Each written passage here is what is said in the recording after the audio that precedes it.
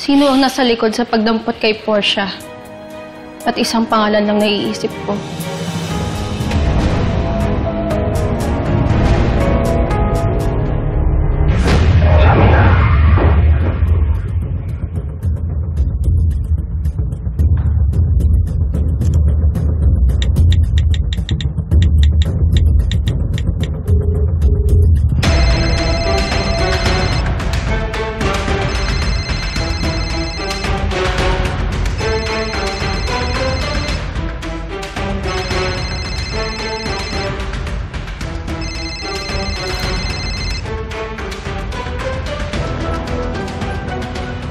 Hello?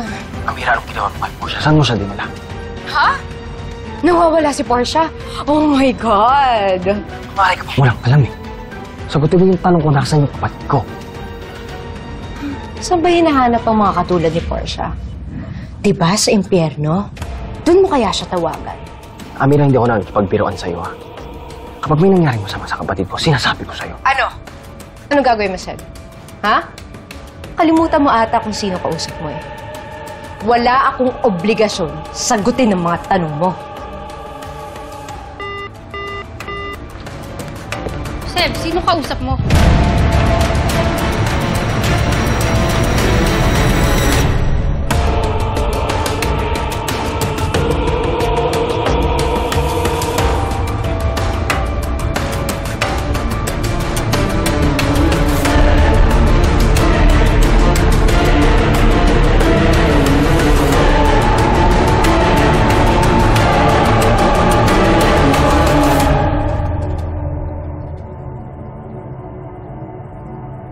Seb, ba't hindi mo masagot yung tanong ko?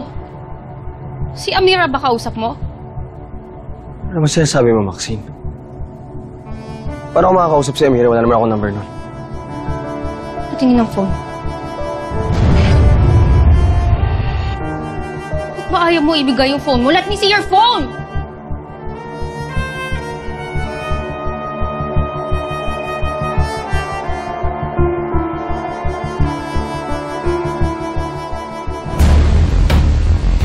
Pwedeng malaman ni Maxine kung bakit ako hawak sa leeg ni Amira. Rapist ka. Pwede kitang ipakulong. Wala kang ebidensya. Pero meron akong pera. At nasa panig ko ang katotohanan. Huwag mo akong subukan.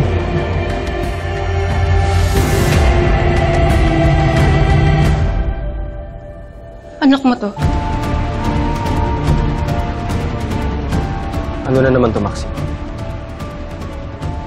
Nawawala na si Portia, di ba? Tapos gusto mo i-unlock ko yung phone ko dahil ano? Nagsiselos ka? Gusto ko lang makita kung ano tinatago mo. Karapatan ko yun bilang asawa mo.